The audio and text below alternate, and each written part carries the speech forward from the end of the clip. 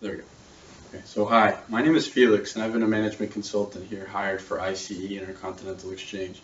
Today I've got a proposal through which I believe we can actually maximize the efficiency of both the company while also being able to compensate our executives in doing so. Let me explain. First thing we have to look at before anything is the company's current financials. So I pulled up the current financial non-GAAP statements for this past quarter. As we can see, we're sitting on in a healthy situation. We can see that our operating cash flow has actually increased by around 6% since last quarter. Furthermore, we can see that our earnings per share, one of the greatest measures for basically returns back to our shareholders, has actually increased from around 20% from 2006, something which is pretty impressive considering we did go through a financial crisis in 2008. So those are two measurements. And finally, we can also look at the debt ratio. So basically, this has also dropped since last quarter. So it's basically gone down by around 6% as well. So what this basically tells us is that the company is sitting at a healthy state. Basically, it's not too leveraged, and there is in fact some cash which is excess, which we can use whether it be for investments in our management or for anything else right now. So I'll try to explain as to why I believe this should actually go back to our management. So this next slide here is actually going to explain the main thing which I propose we should do. So this is actually the current stock options outstanding. It's a little bright, so it's a little hard to tell, but basically what I'm trying to show you here is the latest pull-up of the current stock options which we have, which are currently exercisable. What this means is basically the amount of exercisable contracts out in the market which our management can basically use once they've matured and convert into stock. So as we can see, we've actually got 444,000 stock options which are still exercisable. Now this is a hefty amount. However, I'll show you why we're actually in a problem right now and how we can actually fix this. Because even though we've got tremendous revenues and we've got a great amount of cash which we can still use as an excess, this number is relatively low compared to our competitors.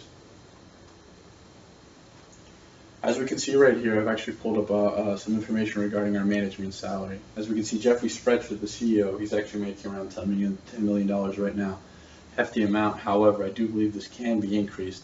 And even though it may seem a little strange right now to do this, considering the firm is growing, but not excessively, I'll show you as to why I believe this should be done and why this can actually lead to an increased stock appraisal, stock valuation, which can help everyone in the company, and why this can help everyone in the inside also who doesn't own stock. First of all, I think first thing we should do is actually analyze our comparables. NASDAQ in this case. NASDAQ is an exchange just like us. However, the difference is they're OTC mostly, so they manage over the counter. The reason as to why this is different because they have a much smaller revenue base. Frankly, we have a lot more cash coming in because of our broader operations.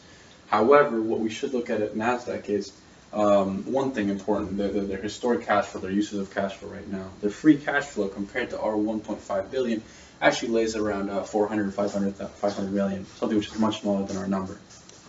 Also, something which we should look at is their current stock options exercisable. It's a greater amount than ours. It's actually sitting at 1,500,000. This is strange considering we've got a much smaller, actually much greater revenue base than theirs. However, our stock option plan is much smaller, so that's something to look at.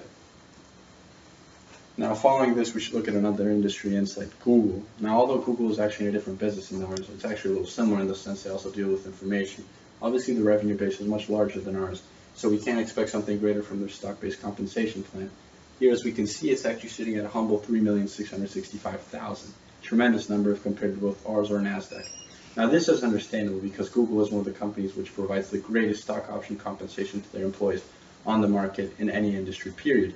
However, something which we should look at is the fact that this in itself has actually created a lot of positive things for the company. Even though they're investing so much in their management, whether it be their CEO or any other executive which receives stock-based compensation, they're able to create these amazing returns. So this is a reason as to why I believe that we are actually undervaluing our stock-based compensation plan and why it should actually increase based upon what it's at right now. Finally, the pros and cons as to why this should be done. Regarding the positives, the options can only be exercised when the moment of expiration comes, so when they reach maturity. Options can also help motivate and dedicate the team and any sort of employees. Reason as to why is we give them compensation now, but they can't fully actually access it until a certain due date in the future. This in should way incentivize them to perform now and basically to remain with the company for the time being, because the only way they will actually be able to reap the rewards is if they stay and perform while they do so. And then finally, a negative. The negative here is once more the possible stock dilution. However, we can prevent any sort of dilution if we warrant these stocks the necessary way. So if we manage the program well, we should be able to avoid this problem altogether. And then finally, the options are only exercisable upon expiration.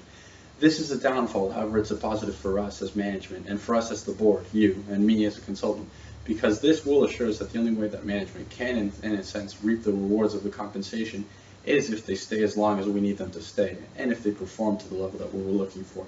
So if everything actually meets the criteria of what we need, and they actually complete the process the way we're expecting them to, they should be able to reap the rewards eventually. And this should, in my opinion, trickle down to all of the levels of the company, and we should see an immediate return. That's the reason as to why I believe that raising the CEO's pay through stock-based compensation should be something considered by ICE. And that's it.